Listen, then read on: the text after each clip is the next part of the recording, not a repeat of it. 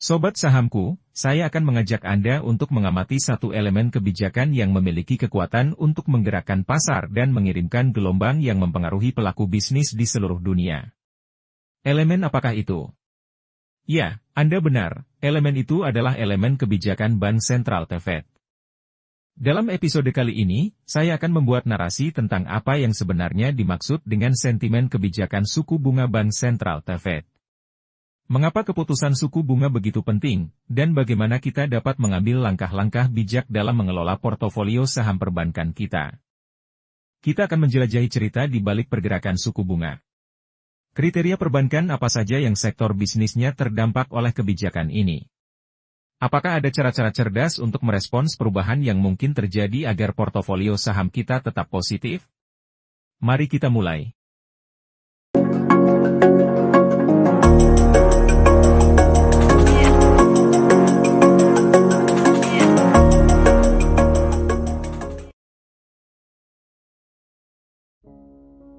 Sebelum kita mulai tetaplah diingat, bahwa presentasi ini disajikan semata-mata sebagai sumber informasi dan analisis saja. Sobat sahamku diharapkan untuk melakukan penelitian lebih lanjut sebelum membuat keputusan. Kenali profil risiko masing-masing agar hasil investasi tumbuh dan berkembang sesuai dengan target yang telah direncanakan. Pada tahun 1913, Federal Reserve, atau yang dikenal dengan sebutan The Fed, muncul sebagai hasil pemikiran dan perdebatan yang matang tentang perluasan peran lembaga keuangan dalam mengelola perekonomian Amerika Serikat. The Fed lahir dengan tujuan konkret, mengendalikan peredaran uang, menjaga stabilitas harga, dan mendukung pertumbuhan ekonomi. Ia bertanggung jawab untuk menyesuaikan suku bunga, mengendalikan pasokan uang, dan merespons dinamika ekonomi dengan tangkas. Anda akan melihat bahwa kebijakan yang diambil oleh The Fed dapat memiliki dampak langsung pada portofolio saham Anda. Keputusan tentang suku bunga, misalnya, dapat mempengaruhi arus dana, aliran investasi, dan keseimbangan pasar. Sejak berdirinya pada tahun 1913, Federal Reserve, The Fed, telah beberapa kali mengeluarkan kebijakan untuk menaikkan atau menurunkan suku bunga guna mengatur ekonomi dan stabilitas keuangan Amerika Serikat. Keputusan tersebut akan berubah seiring berjalannya waktu dan kondisi ekonomi yang berfluktuasi. The Fed secara konsisten menaikkan suku bunga pada tahun 2017 sebagai bagian dari upaya untuk merespons pemulihan ekonomi pasca krisis keuangan global tahun 2008. Lantas kenapa negara kita Indonesia ikut terdampak kebijakan tersebut padahal kebijakan itu buat pemerintahan Amerika? Sobat sahamku, kebijakan Federal Reserve, The Fed, dapat memiliki dampak yang meluas dan terdampak pada negara-negara lain karena sejumlah alasan. Krisis ekonomi atau keuangan yang dimulai dari kebijakan The Fed atau berpusat di Amerika Serikat dapat merembet dan berdampak pada negara-negara lain karena keterkaitan global dalam perekonomian dan pasar keuangan. Beberapa alasan mengapa negara kita ikut terdampak ketika terjadi krisis akibat kebijakan The Fed adalah keterkaitan pasar keuangan global, arus modal dan investasi, perdagangan internasional, nilai tukar mata uang, sentimen investasi dan konsumen global. Jadi sobat sahamku ketika terjadi krisis akibat kebijakan The Fed ini, dampaknya dapat dengan cepat merembet melalui saluran-saluran ini, memicu fluktuasi pasar keuangan, keguncangan ekonomi, dan gangguan dalam perdagangan dan arus modal internasional. Oleh karena itu, negara-negara seringkali terdampak secara tidak langsung oleh kebijakan The Fed karena keterkaitan yang kompleks dalam perekonomian global. Termasuk terguncangnya indeks harga saham gabungan milik Indonesia IHSG, karena bagaimanapun juga banyak investor asing dari Amerika yang menanamkan modalnya di sini, bayangkan jika mereka panik dan secara tiba-tiba mengambil keputusan untuk memindahkan aset mereka ke tempat lain yang lebih aman. Sobat sahamku, kebijakan yang diambil oleh Federal Reserve, The Fed, dapat memiliki dampak yang signifikan terhadap berbagai sektor saham di pasar.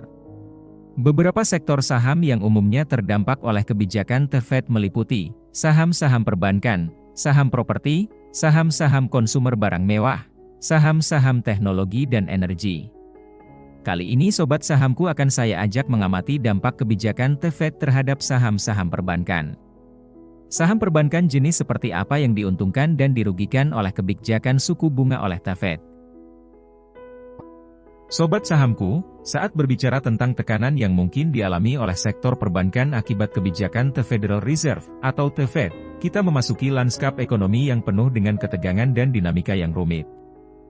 Keputusan suku bunga yang diambil oleh The Fed memiliki potensi untuk mengirim getaran kuat yang merambat ke seluruh jantung sektor perbankan.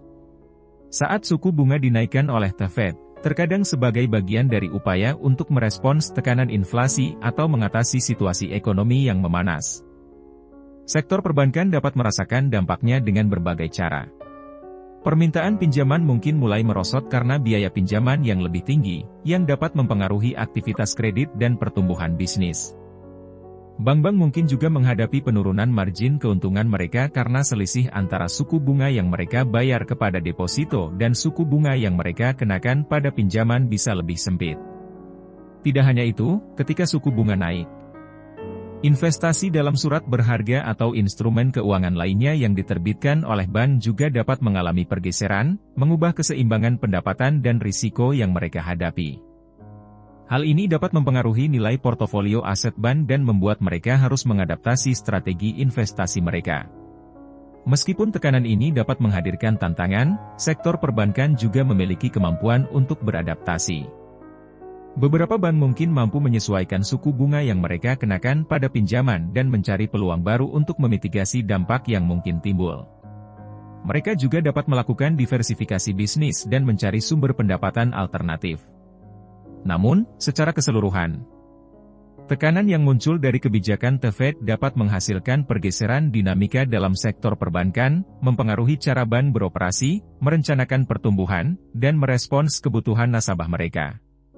Sebagai pelaku penting dalam sistem keuangan, sektor perbankan terus menghadapi tuntutan untuk menjaga keseimbangan antara pertumbuhan yang berkelanjutan dan ketahanan dalam menghadapi fluktuasi ekonomi. Sobat sahamku, berikut sektor saham perbankan yang mungkin dirugikan dan diuntungkan dari kebijakan The Fed. Kita mulai dari yang terdampak negatif atas kenaikan suku bunga. Pertama, sektor hipotek subprime dan terkait. Saat suku bunga naik, sektor hipotek subprime dan perusahaan yang terkait dengan pembiayaan perumahan mungkin menghadapi tekanan. Peminjam dengan kredit yang lebih rendah mungkin mengalami kesulitan membayar pinjaman hipotek mereka jika suku bunga naik, yang dapat berdampak pada kinerja perusahaan. Contoh saham ada pada saham Bank Tabungan Nasional atau saham BBTN. Kedua, bank dengan porsi besar pendapatan dari pinjaman konsumen. Di mana bank yang memiliki porsi besar pendapatan dari pinjaman konsumen seperti pinjaman mobil atau pinjaman pribadi merasakan penurunan permintaan pinjaman jika suku bunga naik. Konsumen mungkin lebih enggan untuk meminjam pada tingkat suku bunga yang lebih tinggi. Contoh sahamnya Bank BCA, Bank Mandiri, saham Bank Nasional Indonesia, saham Bank Danamon, saham Bank Tabungan Nasional.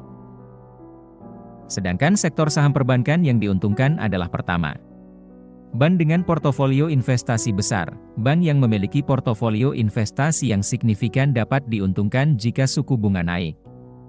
Mereka dapat menghasilkan pendapatan yang lebih besar dari investasi surat berharga atau instrumen keuangan lainnya dengan suku bunga yang lebih tinggi. Saham bank tersebut antara lain Bank Mandiri, Bank BCA, dan Bank BNI.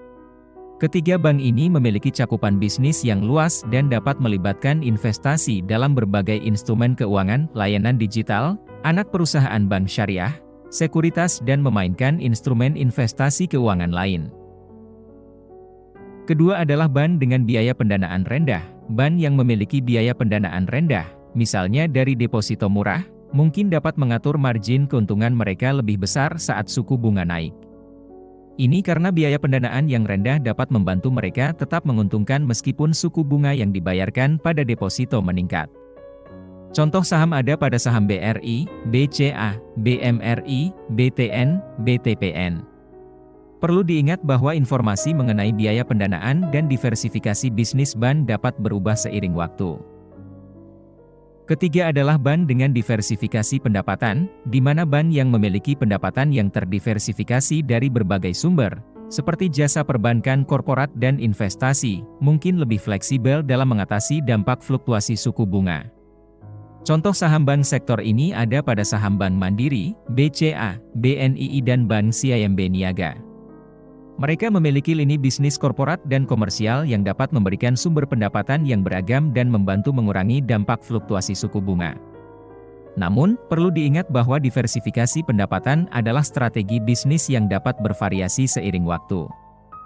Jika Anda ingin memahami lebih lanjut mengenai diversifikasi pendapatan dan bisnis bank-bank tersebut, disarankan untuk merujuk ke laporan keuangan dan publikasi resmi dari bank-bank tersebut. Sobat sahamku, dalam menghadapi kebijakan The Fed, bank-bank melaksanakan berbagai strategi untuk mengantisipasi dampak fluktuasi suku bunga dan kondisi pasar keuangan. Beberapa strategi yang umum dilakukan adalah: pertama, diversifikasi pendapatan. Bank mencoba untuk memiliki pendapatan yang terdiversifikasi dari berbagai sumber, termasuk layanan perbankan korporat, investasi, dan perbankan konsumen. Ini membantu mengurangi risiko terhadap perubahan dalam satu sektor. Kedua, manajemen risiko. Bank memprioritaskan manajemen risiko dengan melakukan evaluasi kredit yang cermat, memitigasi risiko kredit, dan mengantisipasi fluktuasi pasar. Ini membantu menjaga kualitas portofolio kredit dan keberlanjutan bisnis. Ketiga, pembiayaan jangka panjang. Bank berupaya mendapatkan dana dengan tenor yang lebih panjang untuk menghindari risiko perubahan suku bunga jangka pendek. Ini membantu menjaga stabilitas biaya pendanaan. Keempat, penyesuaian suku bunga. Bank dapat menyesuaikan suku bunga yang dikenakan pada produk dan layanan keuangan mereka, tergantung pada arah perubahan suku bunga pasar. Kelima, inovasi produk dan layanan. Bank mencari inovasi produk dan layanan baru yang cocok dengan kondisi pasar dan kebutuhan pelanggan, untuk tetap relevan dan kompetitif. Keenam, kerjasama dengan The Fed. Bank mungkin menjalin komunikasi dengan The Fed untuk memahami rencana dan kebijakan moneter yang akan datang, dan merencanakan strategi berdasarkan informasi tersebut. Ketujuh, pengelolaan likuiditas. Bank memastikan mereka memiliki likuiditas yang cukup untuk menghadapi perubahan dalam keadaan pasar dan memenuhi kewajiban finansial. Kesemuanya ini bertujuan untuk membantu bank mengelola risiko dan menjaga performa yang stabil meskipun dihadapkan pada fluktuasi suku bunga dan perubahan kondisi pasar keuangan yang mungkin terjadi akibat kebijakan The Fed. Terima kasih telah menonton channel Sahamku. Subscribe ya guys biar semangat kita update info tentang saham.